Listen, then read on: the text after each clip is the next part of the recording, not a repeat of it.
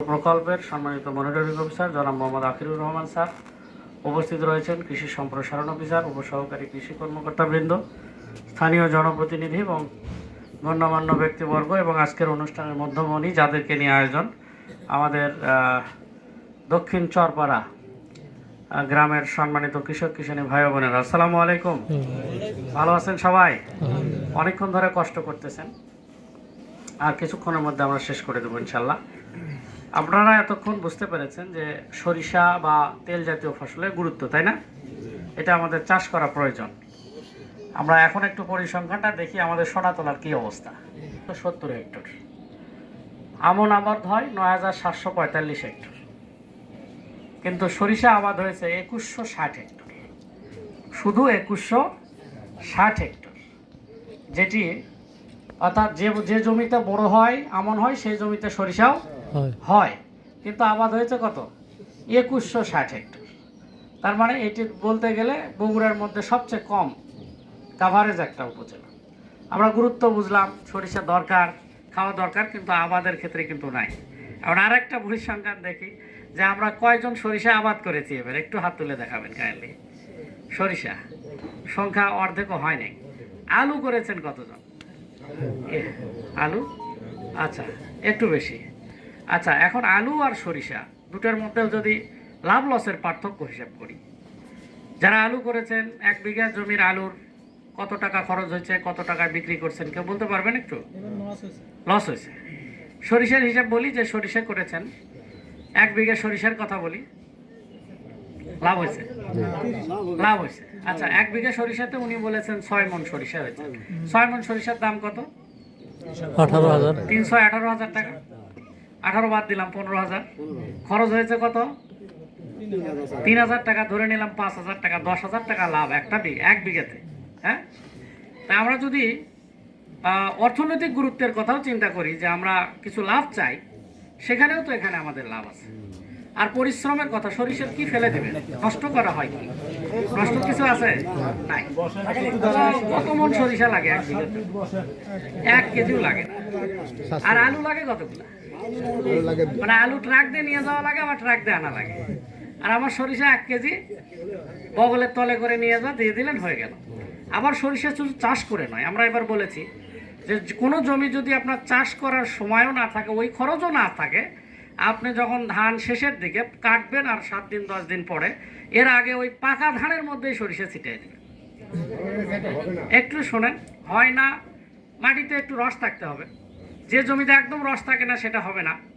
যাদের একটু রস থাকবে, প্রয়োজনের তুলনায় একটু বেশি সরিষা দিতে হবে। যেমন 1 কেজি লাগে আপনার এমনিতে, সেটা 2 কেজি বা 1.5 কেজি দিলেন, তাহলে সরিষা হবে। আমাদের কিন্তু এবার অনেক জায়গায় হয়েছে, পৌরসভা, দিকদায়ের অনেক জায়গায়, যারা মানে খড়ের মোতা আছেই, এখনও চাইলে আমরা দেখাবো। হ্যাঁ, ফলন কম হবে, ধরেন 2 মণ হবে, 3 মণ হবে, ওখানে আমার শুধু 1 কেজি বীজ ছাড়া, আর যখন একটু সরিষা গাছ হয়ে গেছে তখন কিছু সার ছাড়া আর কিচ্ছু খরচ নেই। তা আমার যদি 3 মণ সরিষা হয়, 3 মণের দাম কত? 9,000 টাকা। খরচ কত? 500 টাকা, 1000 টাকা। আমার কথাটা মানে, যে জমিটা আমার দুঃখ লাগে, যে জমিগুলো পড়ে থাকে, আমাদের লজ্জা লাগে যখন রাস্তাতে যায়, ওই সময় অন্য যেমন সিরাজগঞ্জ বা অনেক উপজেলায় শুধু হলুদ আর হলুদ, আর আমার মানে পড়ে থাকে। তাহলে আমরা যে গুরুত্বগুলো স্যার এতক্ষণ, এটা কিন্তু আজকে কিন্তু মাঠ দিবস না, এটা একটা আলোচনা, কারিগরি আলোচনা, মানে টেকনিক্যাল আলোচনা। স্যাররা একদম টেকনিক্যাল আলোচনাগুলোই করেছেন, যে সরিষাটা আমাদের আমদানি নির্ভর, এটা আমাদের কমাতে হবে। সুস্বাস্থ্যের জন্য সরিষা খাওয়ার কোনো বিকল্প নাই, সবই আমরা বুঝলাম, কিন্তু আবাদ তো করি না। তো আমাকে একটু, আপনারা তো গুরুত্ব বুঝলেন, অর্থনৈতিক হিসাবটাও আপনারাই স্বীকার করে নিলেন, আমরা কিছু বানায় বলিনি, নাকি বানায় বলছি? তাহলে আমরা কি এবার যা হয়েছে হয়েছে, আগামীতে সবাই সরিষা করতে কি একটু হলেও রাজি আছি? যারা রাজি আছে তারা হাত তুলে দেখান। ওনারা রাজি না, ওনাদের জমি নাই, এমনি আছে। আপনার বাড়ির যা বলবেন যে সরিষা করা লাগবে। সরিষাতে সবচেয়ে খরচ লাভজনক, কারণ সরিষার যে খোলটা হয়, খোল, এটা মাটির একটা প্রাণ। 2 নাম্বার হলো সরিষা পুকুরে দেওয়া হয়, সরিষার খোল পুকুরে দেয় না মাছের জন্য। শুধু মাছের জন্য না, আমাদের যে কোনো ফসলে যদি খোল দেন, ফসলের চেহারাটা দেখবেন, পার্থক্য দেখবেন। আপনারা ইচ্ছা করলে শ্যাম্পু হিসেবে ব্যবহার করতে পারেন মাথায় খোল। আগে করছে না অনেকে? মাথায় কোনো খুশকি হবে না, মাথার চুল পড়বে না, মাথায় বিভিন্ন উকুন হয়, মেয়েদের উকুন হবে না। তাহলে সরিষার ফেলেটা দিবেন কি? এত গুরুত্বের পরেও যদি না করেন তাহলে আমাদের আজকে অনুষ্ঠানের কোনো দাম নাই। বহির্বিশ্বে এরকম একটা সেশন করার জন্য আপনাকে রেজিস্ট্রেশন করে টাকা দিয়ে এখানে ঢোকা লাগে, আর আমরা যাওয়ার সময় টাকা দিই। উল্টা না সিধা? উল্টা। উল্টা। তবুও করেন আপনারা। সরকার কেন এগুলো লস করতেছে? কেন এই টাকা সরকারের খাত থেকে লস হচ্ছে না? হচ্ছে না কেন করতেছে? যদি এই কথাগুলো শুনে আপনারা আবাদ করেন, তখন ফলন বৃদ্ধি হলে ওই যে আমদানি করা কম লাগবে, ওটাই সরকারের লাভ। বোঝা গেল?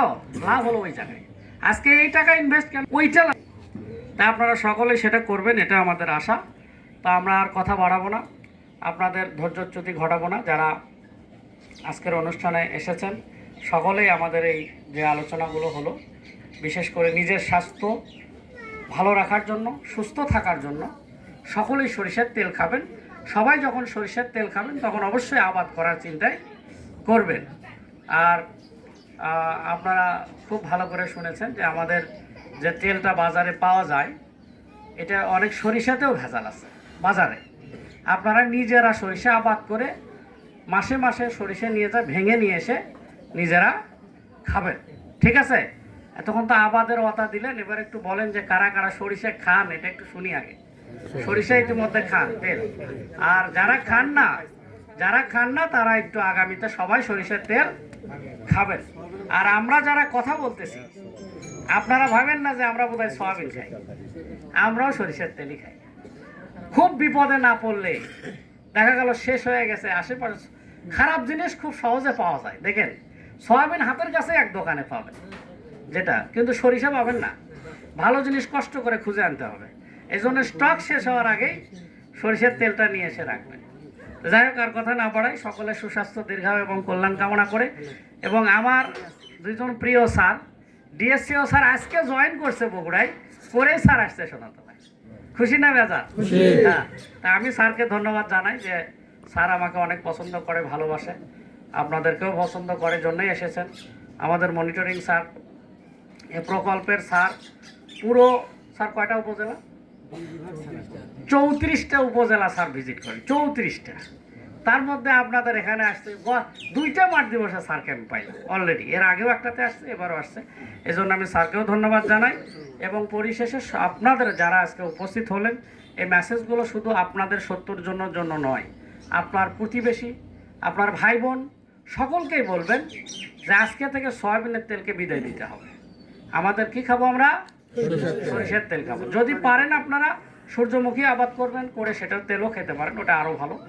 যেহেতু হাতের কাছে সবচেয়ে ভালোর মধ্যে সহজলভ্য হচ্ছে সরিষা, এই জন্য আমরা সকলে সরিষা খাবো। সকলে সুস্বাস্থ্য, দীর্ঘায়ু এবং কল্যাণ কামনা করে আমি আমার কথা বলা শেষ করছি এবং আজকের এই অনুষ্ঠানের সমাপনী ঘোষণা করছি। আল্লাহ হাফেজ, আসসালামু আলাইকুম।